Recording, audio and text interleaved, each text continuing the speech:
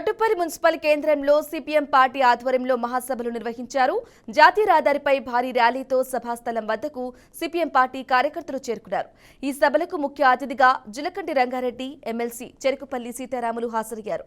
సభా వేదికగా BV రాఘవులు BJP పార్టీపై హాట్ కామెంట్స్ చేశారు. దేశంలో బీజేపీ పార్టీ సొంతంగా అధికారంలోకి వచ్చే సత్తా లేక ఇతరుల మీద ఆధారపడి ప్రభుత్వాన్ని నడుపుతోందని విమర్శించారు. మోదీ అన్యాయాలు చేసినా అటు చంద్రబాబు, నితీష్ ప్రభుత్వాలు బీజేపీకి ఊడిగం చేస్తున్నారని రాఘవులు ఎద్దేవా చేశారు. ప్రతి 3 సంవత్సరాలకు ఒకసారి సిపిఎం మహాసభలు జరుగుతాయన్నారు.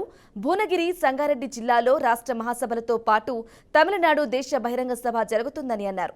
మన దేశంలో, రాష్ట్రంలో ఎలాంటి సమస్యలు ఎదుర్కొంటున్నారు అనే వివిధ అంశాలపై చర్చించే వేదిక ఈ మహాసభలు తెలిపారు. ఈ సామాజిక శక్తులను అణిచివేసే ప్రభుత్వం. అందుకే ఈరోజు మనం కమ్యూనిస్టులు పెరగాలి, దోపిడీకి వ్యతిరేకంగా పోరాడి, అణచివేతకు వ్యతిరేకంగా పోరాడి, ఆ రకంగా ప్రజల తరపున నిలబడే కమ్యూనిస్టులు బలపడాలి. అప్పుడే సోషలిజం అనేది సాధించేదానికి కొనుక్కుంటుంది.